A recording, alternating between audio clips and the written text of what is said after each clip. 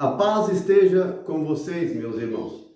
Quero compartilhar hoje uma palavra importante que está escrito em Provérbios capítulo 16, versículo 7.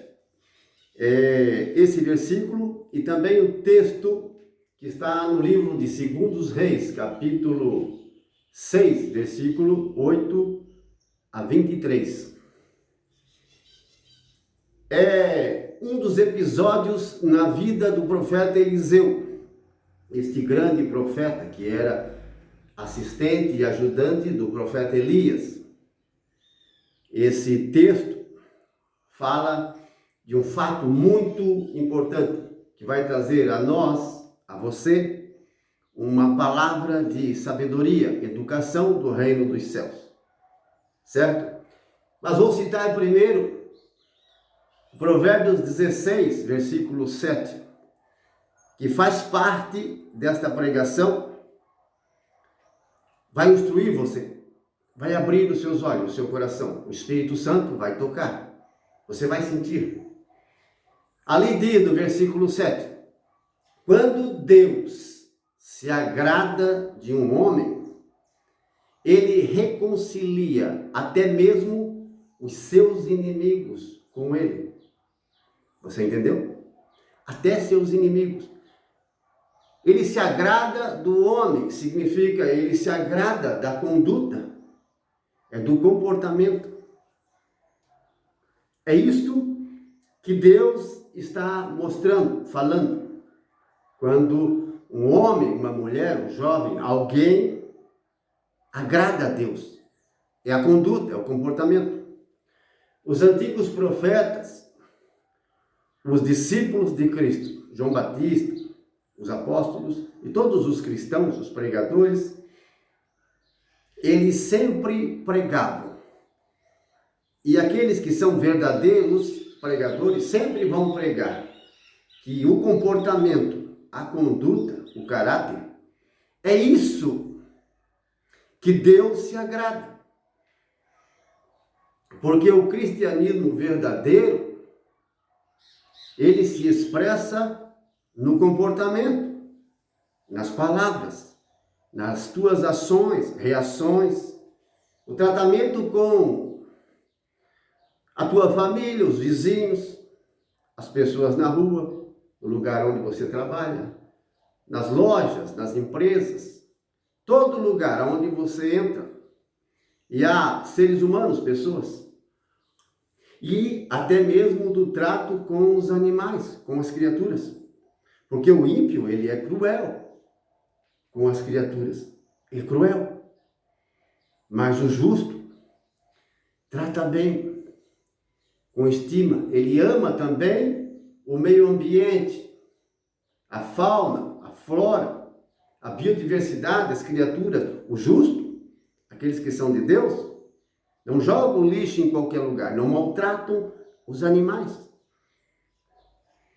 Se você vê alguém que seja de alguma igreja ou tem um título de cristão, está maltratando, é falso, é ímpio, não se iluda. Você entende? Então, os profetas, os pregadores, os discípulos, a igreja primitiva, eles sempre pregaram a educação da conduta. Os evangelhos, as cartas do apóstolo Paulo, as profecias, o livro de Moisés trata justamente disso. E Jesus, em simples palavras, ele disse que julgará a cada um conforme as suas obras. Se você é dessa igreja, daquela, dessa instituição ou daquela outra, ele não vai olhar ao nome escrito. Ele vai olhar na sua conduta. Na sua conduta. Felizes aqueles que morrem no Senhor, isto é, em comunhão com Cristo.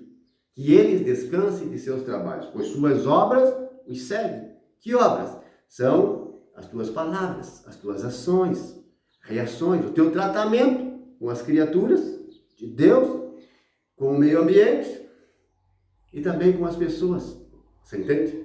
Então, nesse texto aí, de segundo Reis, segundo livro dos Reis, capítulo 6, versículo 8, esse episódio aí é maravilhoso. Maravilhoso.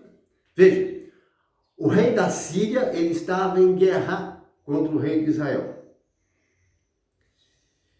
Ele então, o que fez?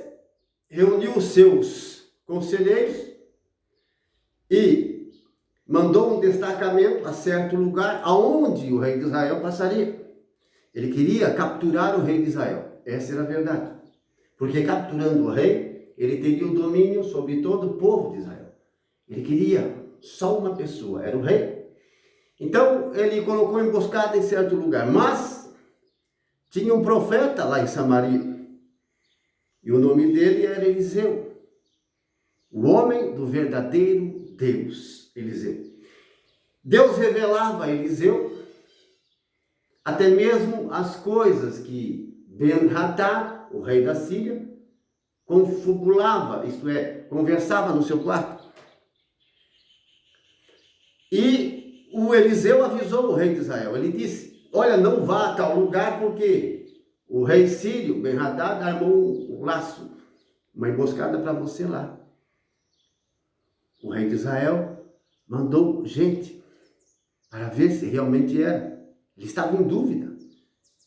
E quando mandou mensageiros até lá, viram que eles estavam escondidos mesmo, pronto para atacar e sequestrar o rei. E isso não aconteceu uma só vez, e nem duas. Deus falava com o profeta Eliseu, e ele alertava o rei. Daí, o rei da Síria ficou furioso e confuso, achando que tinha espiões no meio dele. Porque espionagem de guerra existia e sempre existiu. E Ben-Hadad tinha também espiões lá, informantes lá dentro de Israel. Por isso que ele sabia que o rei de Israel ia passar por tal lugar. Porém, o profeta Eliseu o protegia. Não é interessante? Daí ele reuniu seus oficiais e conselheiros, os mais importantes, os generais, e disse a eles: quem de vocês está nos traindo? Tem um traidor no nosso meio. Porém, um dos seus homens de confiança disse a ele: meu senhor e rei, não é isso. É um profeta que está lá em Israel. O nome dele é Eliseu. Eles conheciam Eliseu. É ele quem revela ao rei de Israel, ao profeta.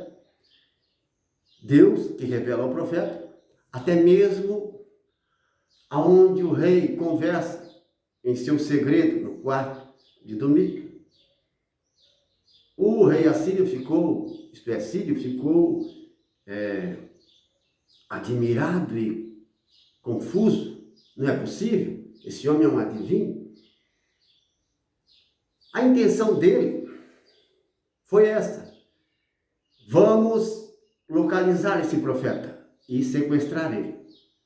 Ele vai ser importante para nós. Vamos fazer ele trabalhar para nós, porque ele adivinha as coisas. Vai ser útil para nós. A intenção dele não era mandar matar o profeta, mas era usar o profeta para trabalhar para ele. Muitos pregam que o rei mandou matar o profeta, mas está errado. Pode olhar em todas as traduções. O rei mandou um destacamento importante para prender, sequestrar, trazer vivo. Não para torturá-lo, mas para usá-lo a seu favor. Porque ele não estava tendo êxito em pegar o rei de Israel. O profeta estava atrapalhando. E foi o que ele fez. Informantes lá disseram: olha, Eliseu O profeta está em Dotã, ou Dotaim, cerca de uns 12 quilômetros ali de Samaria, onde era a capital de Israel, onde estava o rei de Israel, o palácio, seu forte exército. Dava mais ou menos uns 12 quilômetros. Uns dizem que dava uns 22. É como um bairro, por exemplo, onde você chega, tem partes que são mais distantes e outras mais próximas. Mais ou menos isso. E aí o que o rei fez? O sírio, o rei Ben-Hadad, ele enviou tropas para cercar a cidade. E eles foram e cercaram Dotaim, a casa onde estava Eliseu com o seu ajudante. O ajudante de Eliseu levantou cedo e, quando ele saiu para fora, viu o grande exército, destacamento de tropas dos sírios, cercando a casa, o lugar onde eles estavam. Estavam vindo na direção deles.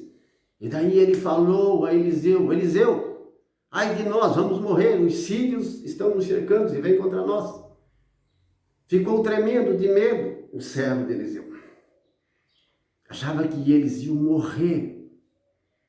Porém, Deus já tinha falado com Eliseu, porque ele era um profeta. O Espírito de Deus estava nele. É assim que acontece com aqueles que são de Deus, com os profetas de Deus. O Espírito de Deus. São templos do Espírito Santo. O Espírito Santo tem voz, tem boca. Ele fala. Eliseu disse ao seu servo: não fique com medo. Aqueles que estão conosco são mais fortes e numerosos do que eles. Mas ele não conseguia ficar calmo, então ele orou a Deus. Eliseu orou a Deus para que abrisse os olhos do servo, a fim de que visse a proteção que eles tinham. Porque os sírios estavam se aproximando da casa. E o servo não podia estar trêmulo, com medo, pelo que ia acontecer, você entende? Por isso que ele precisava estar tranquilo. E como é que Eliseu ia deixar o servo dele tranquilo? Fez esse pedido e Deus abriu os olhos espirituais. E ele viu carruagens e cavalos de fogo em volta de Eliseu, numerosos. Aí ele ficou tranquilo, acalmou-se. Foi importante. Você entende? Esta visão. Mas o profeta estava tranquilo. E Deus já tinha falado a ele tudo o que ele deveria fazer. Correto? É assim que Deus faz. Com os servos a quem ele ama. Os servos que lhe são agradáveis. Aqueles que sua conduta é agradável a Deus. Veja o que vai acontecer. Eles então vieram e quando chegaram próximo dele, do profeta, ele orou a Deus e disse: Senhor, cega esta tropa. E Deus cegou aquela tropa. Agora, vem uma parte importante, a explicação deste milagre, deste prodígio, podemos dizer. Quando o profeta disse: cega ele, Senhor, não significa que eles ficaram no escuro. Você entende? Esta é a interpretação correta. Eles não ficaram no escuro, rodeando e desesperados os soldados. Não. Não foi isso que aconteceu. Como que eles iam caminhar cerca de 12 quilômetros, se estavam no escuro? A dificuldade da caminhada. Vocês entendem? Por aí você já interpreta. Não foi uma cegueira física, de modo que eles ficaram no escuro, como aquele servo, isto é, aquele amigo do procônsul Sérgio Paulo. Vocês entendem? Quando o apóstolo Paulo disse a ele: agora você ficará cego, porque está intervendo, atrapalhando a obra de Deus. E ele foi amaldiçoado com a cegueira. Um tal de Elimas. Você entende? Lá em Atos dos Apóstolos, Paulo estava evangelizando, pregando a palavra de Deus ao procônsul Sérgio Paulo, que era uma autoridade. Ele queria ouvir a palavra de Deus. E aquele tal de Elimas estava atrapalhando. Por isso Paulo disse: você ficará cego agora. Pesa a mão de Deus sobre você. E ele ficou cego mesmo, no escuro.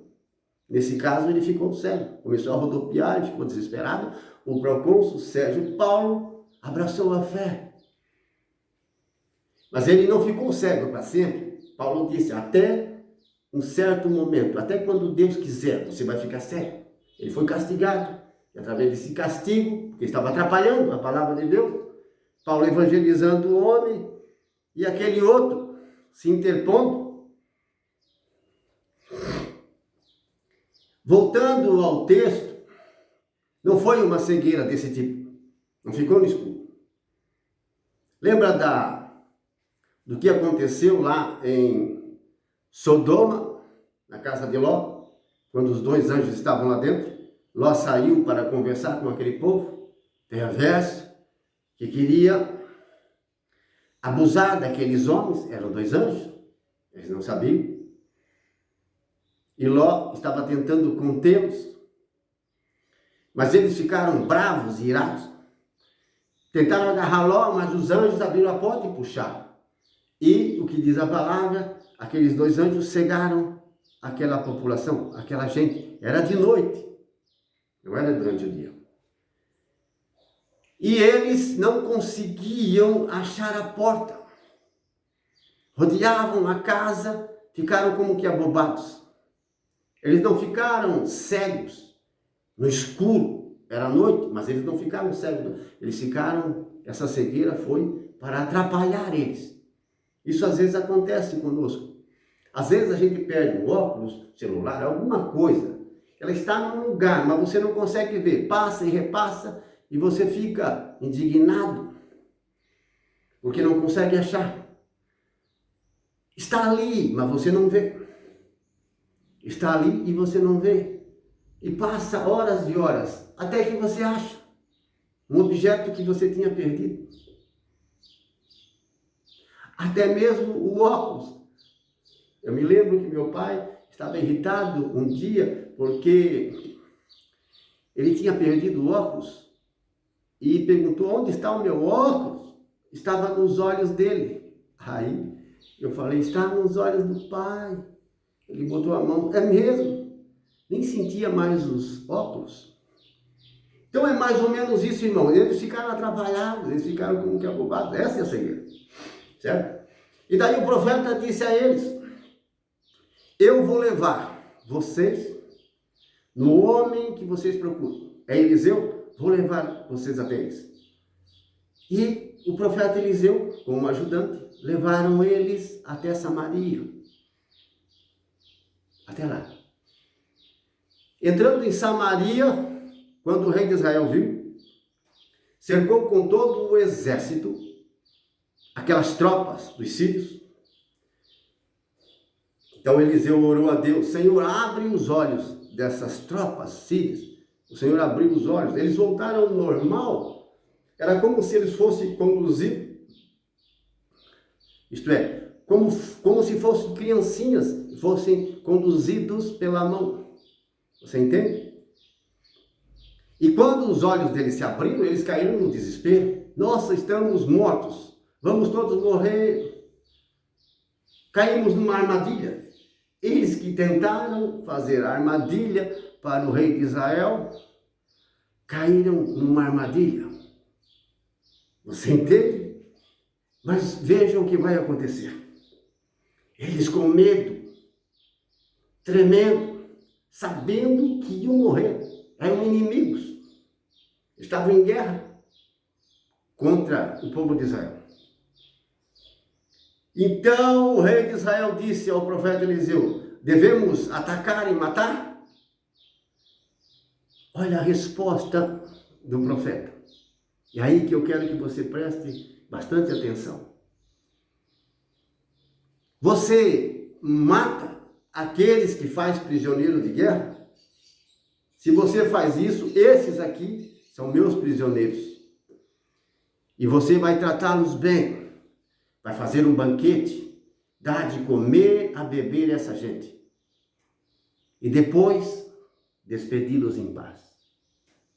Jesus Cristo, Deus Pai Todo-Poderoso, quando aqueles homens ouviram isso, Quando aquelas tropas todas armadas, cercadas, ouviram isso, ficaram pasmos.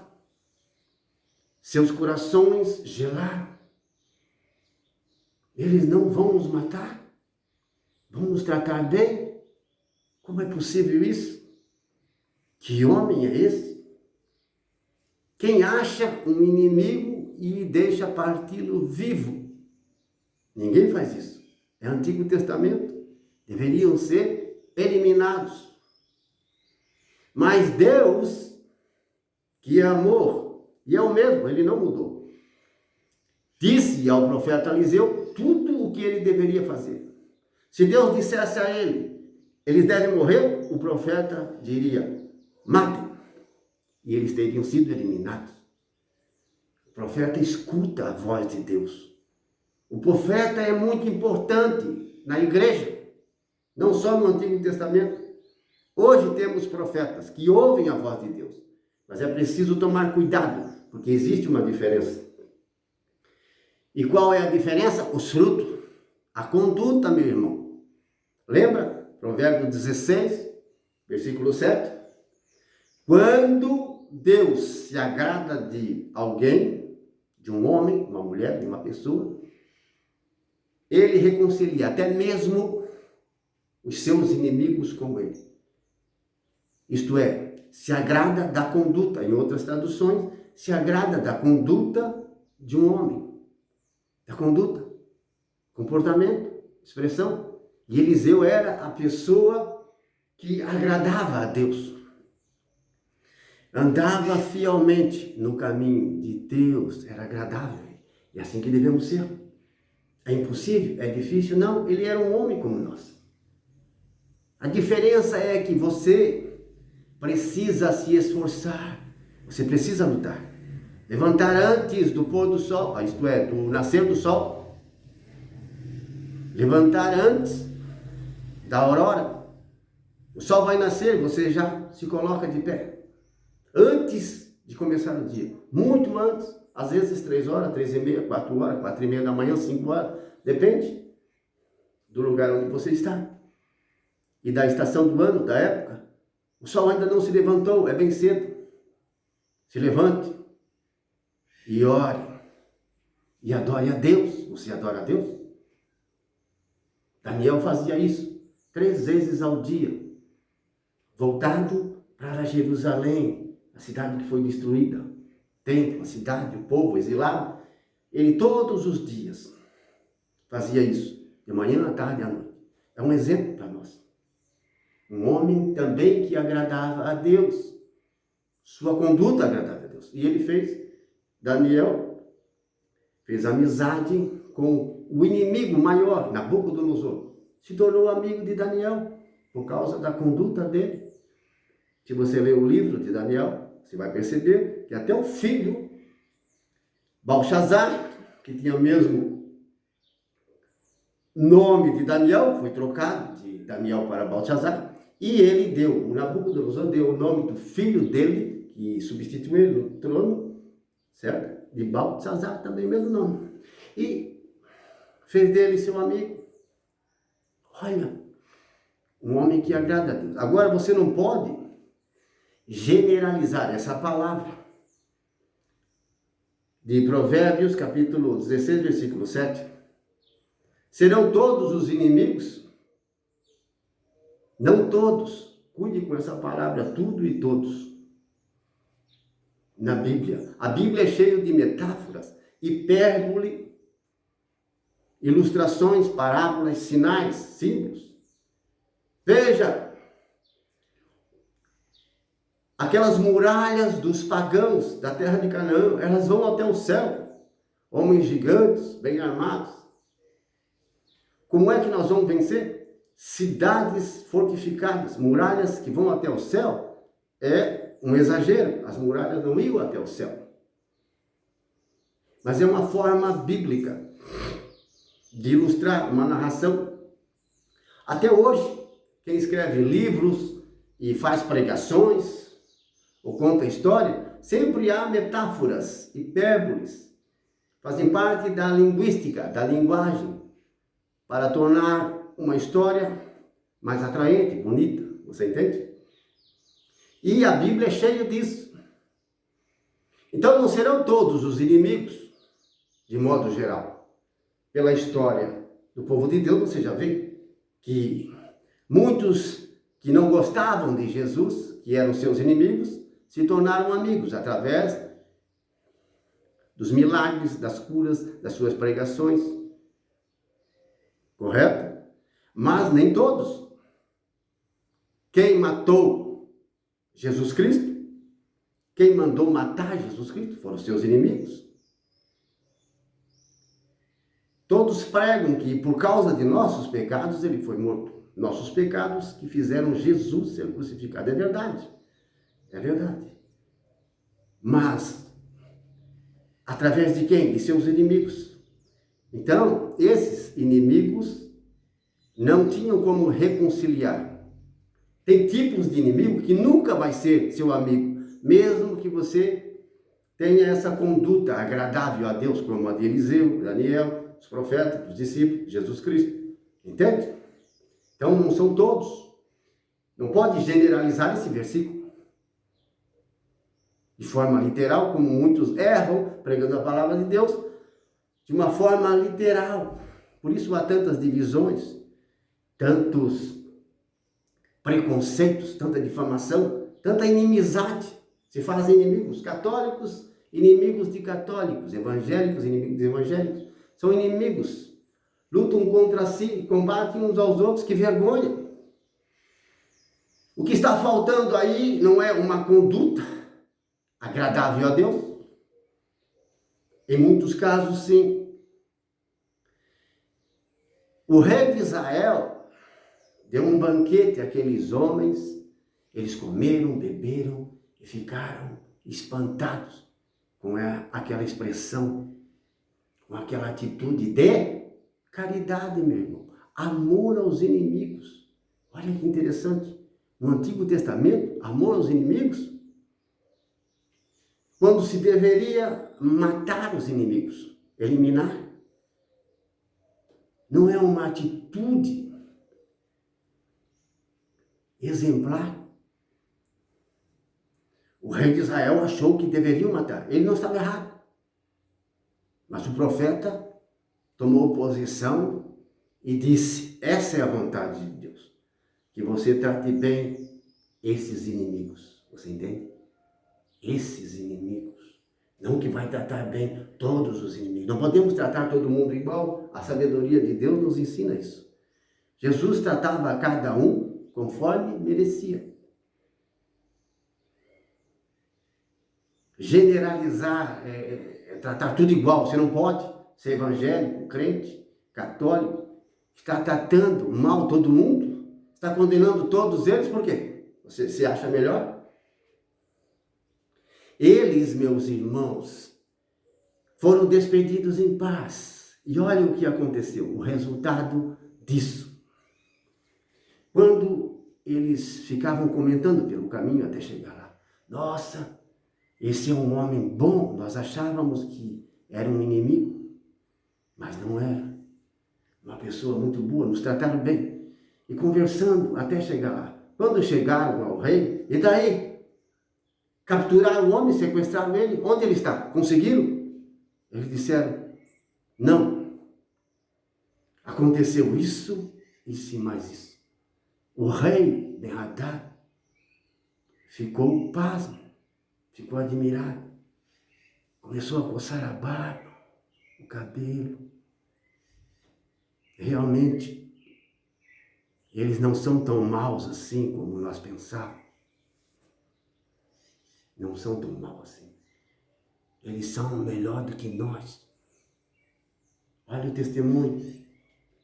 Diz a palavra de Deus, finalizando esse texto, que eles não fizeram mais guerra contra o povo de Israel. No tempo do rei Ben-Hadad, porque tem o Ben-Hadad, tem o 1, o 2 e o 3. Nesse tempo, esse rei, nessa época, eles não mais tentaram invadir, sequestrar e causar nenhum dano por causa desta atitude. era o que Deus queria. A amizade, o amor, a caridade, amor aos inimigos. Quando a conduta de alguém, quando a pessoa, ela faz o que agrada a Deus, ele reconcilia mesmo, até seus inimigos com você. Por exemplo, às vezes, o marido e a mulher se fazem inimigos, porque um passa a trair o outro, e daí vem as brigas e a separação. Se tornaram adversários um do outro e dos próprios filhos. Houve a separação, a destruição da família e do lar. Se tornaram inimigos. Os dois erraram, ou às vezes um errou. Ou é a mulher ou é o homem. E a pessoa que agrada a Deus, se é ele ou se é ela, a pessoa que agrada, que tem um comportamento cristão verdadeiro, pode conseguir, pela fé,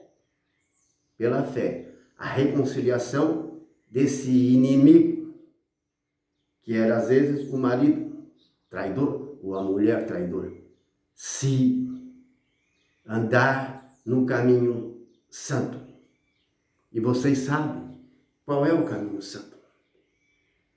E o que significa o caminho santo. Essa atitude do profeta é a atitude de Deus. Ele agradava a Deus, a conduta dele agradava a Deus. Olha que houve uma reconciliação entre os que eram inimigos, fez dele amigos.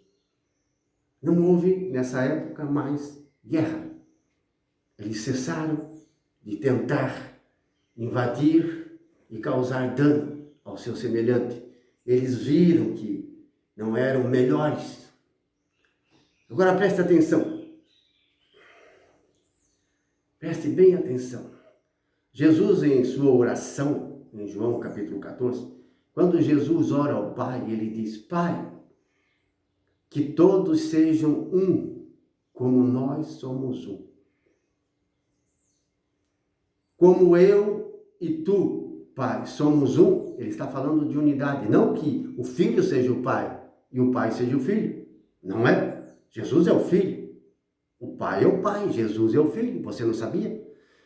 Mas ele está falando da unidade. Como nós somos um, assim que eles também sejam um. Eu não vou ser você, nem você vai ser eu. Não vamos ser o mesmo. Uma só pessoa.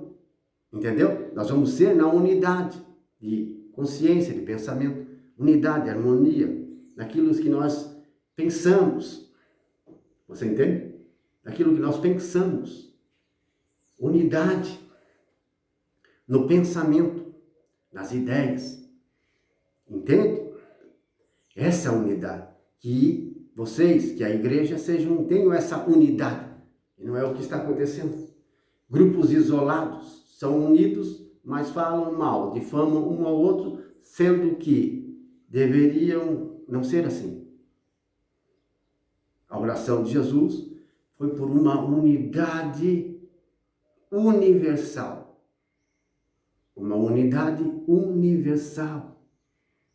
É a mesma palavra. A palavra católica significa universal. Tem o mesmo significado. Sinônimo. Então, unidade. Unidade. Para você observar se alguém, ou você mesmo, é soberbo, é orgulhoso, é só prestar atenção nisso. Quando alguém não aceita a experiência de outro, quando não aceita a experiência que o outro teve com Deus, outra pessoa, alguém, teve uma experiência com Deus. Recebeu um milagre, uma restauração no casamento. Seus inimigos se tornaram amigos agora. O marido se reconciliou com a mulher com o marido, a família foi restaurada. Enfim, são diversos os milagres que Deus faz. O apóstolo Paulo, por exemplo, era inimigo de Cristo e da igreja, se tornou amigo. Se tornou um grande amigo. Entre outros, são muitos os exemplos. Agora, preste bem atenção. Ele tem aquela experiência com Deus, mas de que igreja ele é? É da igreja universal, é da igreja internacional, é da igreja nacional, é do Nazareno, é da igreja de Deus. É católico, católico, é idólatra, evangélico.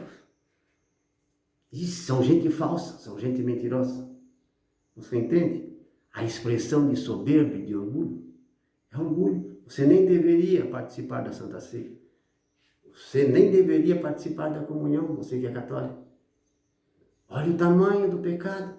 Soberba, não aceita a experiência dos outros, só a dele mesmo e daqueles que estão em redor, que fazem parte do seu grupo. De outros grupos, não aceita. Pronto, você já pode analisar qual fruto é a soberba, o orgulho. Eu não estou falando da comunhão com as trevas. Eu não estou falando que você deve ser cúmplice das obras das trevas. Que você não deva denunciar os crimes, as abominações que se cometem. Não é disso que eu estou falando. Eu estou falando de uma experiência com Deus. Há falsas experiências, há falsos testemunhos, sim, é verdade. Existe também. Mas você não pode generalizar que tudo é falso. Você está generalizando.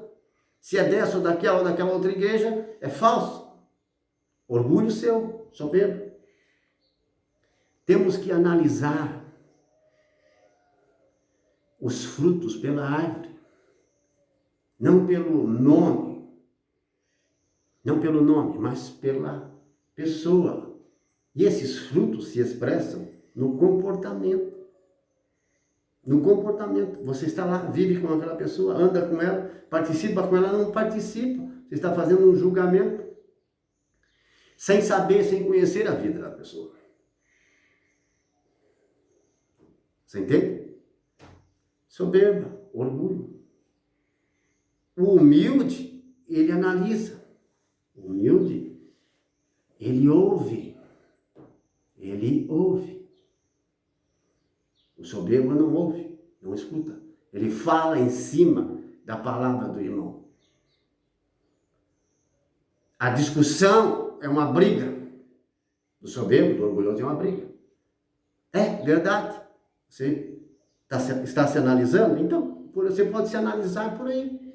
Se avaliar por aí, se você está certo ou errado. Se esse fruto que você tem é bom ou ruim.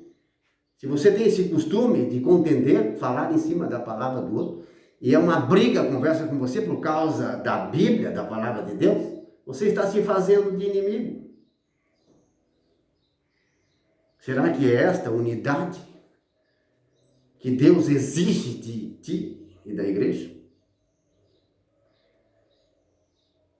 Pode acontecer conosco, mas com os outros não. O Espírito Santo está preso a nós, está acorrentado, não pode fazer nada fora, em qualquer lugar. Você é insensato, você é tolo. O Espírito Santo ninguém pode prender, ninguém pode acorrentar dentro da casa e de lugar nenhum. A igreja de Cristo é espiritual. A igreja de Cristo não é feita de tijolo, concreto, madeira, galpão, um nome, uma placa escrita. Essa não é a igreja de Cristo. A igreja de Cristo, ela é espiritual, feita de pedras vivas, cuja base, a pedra principal, é Jesus Cristo. Não se pode colocar outra base, é Jesus Cristo.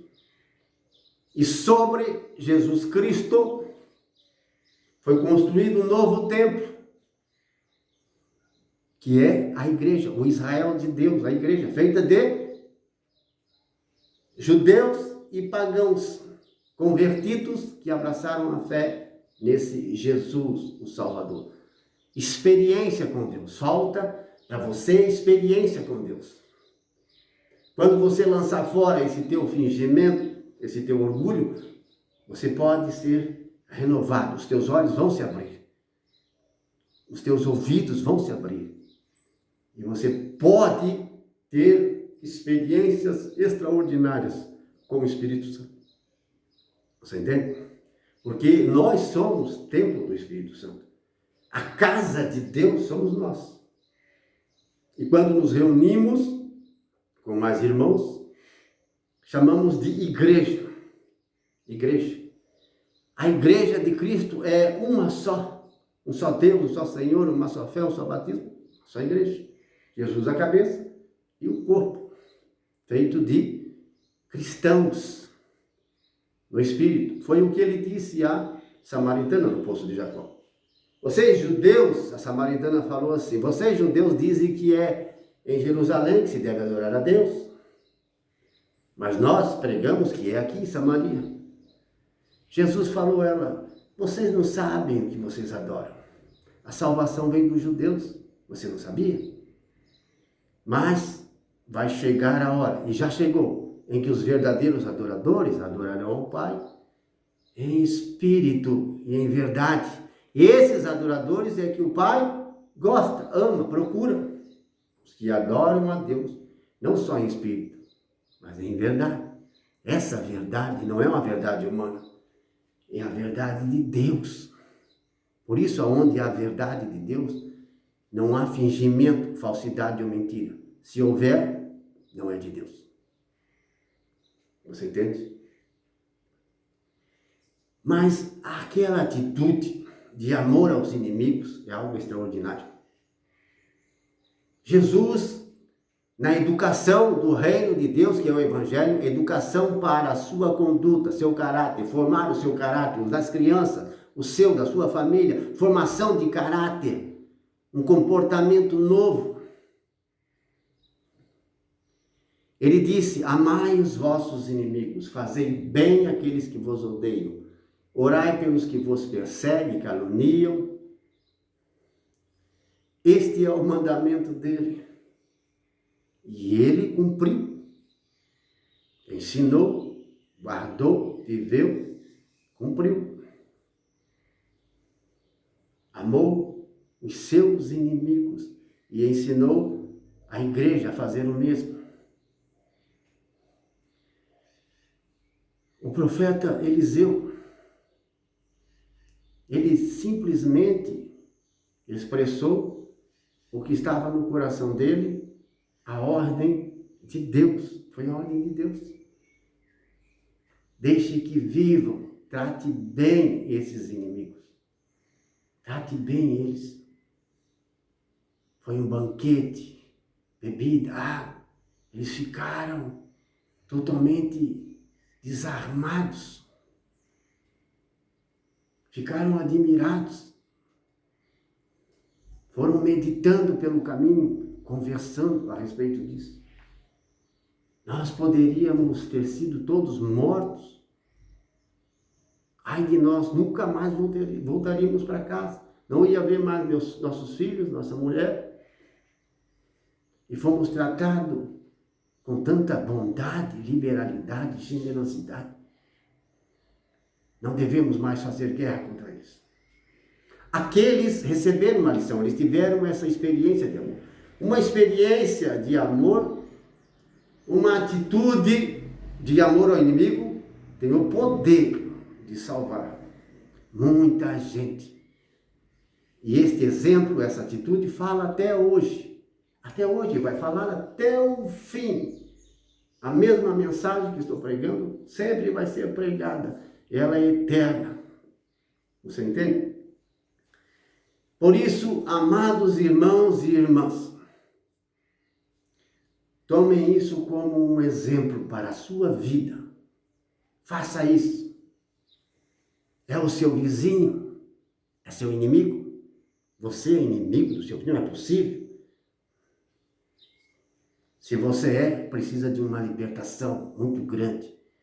Mas se eles são teus inimigos, se tem inimigos na empresa onde você trabalha, se tem inimigos em volta da sua casa, se tem inimigos dentro da sua casa, às vezes o marido, a mulher, os filhos, se tornaram inimigos uns dos outros, irmão que odeia e detesta irmão, Lembra da história de José? Os irmãos da própria família o odiavam.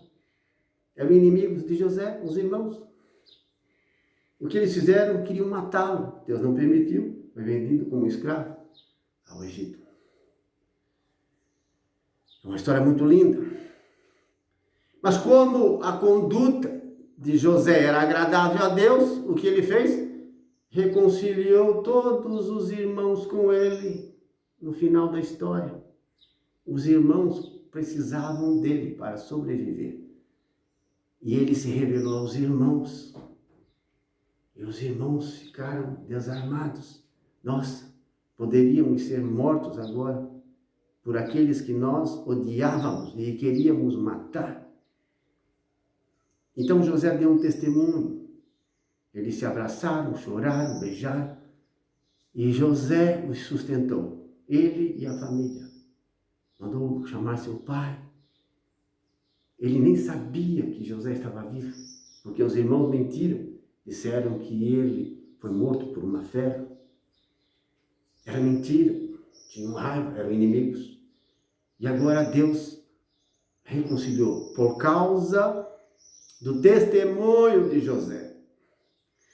Se José, presta bem atenção, era um jovem bonito, trabalhava na casa de um dos oficiais, chefes, um dos oficiais do faraó, Potifar, era um homem muito rico. O José foi estabelecido como chefe dos escravos. E a mulher dele tentava seduzi-lo todos os dias. E pensa que era uma mulher qualquer? Naquele tempo se comprava com dinheiro. Um oficial daqueles poderia ter quantas mulheres quisesse. E a mulher dele não era feia.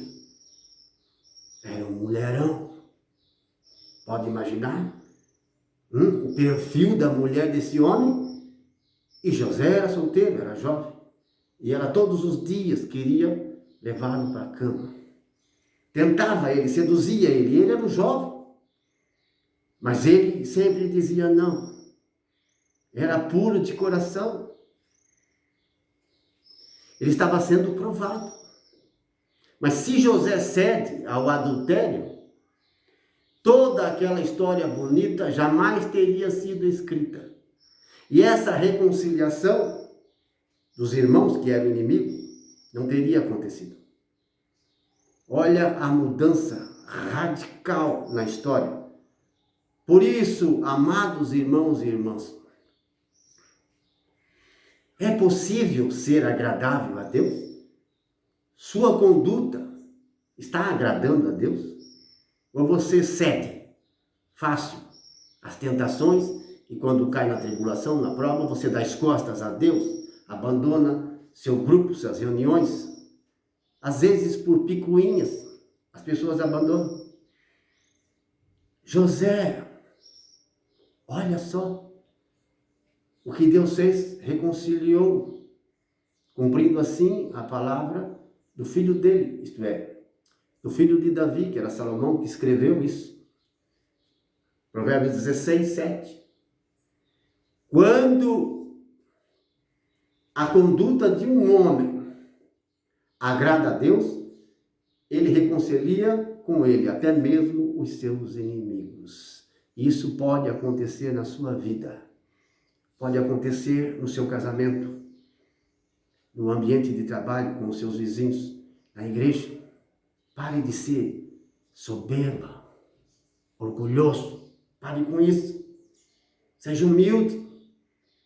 Levante cedo. Tenha uma disciplina espiritual. Faça como José, como os discípulos, os profetas, os santos, os justos. Tenha uma disciplina e se esforce, se sacrifique. Levante cedo, antes do nascer do sol. Quando você levanta, Deus te acorda. Ele acorda você. Ponha-se de pé. Se você está com sono, está difícil, se esforce. Sai, faça uma caminhada. Não tenha medo de sair do escuro. Não tenha medo. Nada poderá te fazer mal, pode ter certeza. Por quê? Porque você está dando a preferência, a prioridade a Deus. Em primeiro lugar, a primazia a Deus. É assim que você vai começar o seu dia, com sua oração pessoal. É a letra A, é o número 1. Você não pode transpor. Você entende? Passar por 10, por 20. A letra B, C, você tem que cumprir o A, o número 1. Essa é a primeira regra de uma disciplina. É para toda a igreja. José era assim. Os santos eram, os profetas eram assim. E nós também devemos ser. Pois existe o B e o C. Porque a igreja começa primeiro com você. Individual. Você e Deus. Depois, você e seus irmãos, sua família.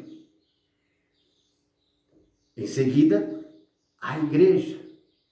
O lugar de reunião, a assembleia, o templo, o grupo, os retiros, os encontros com os demais irmãos e famílias. Terceiro,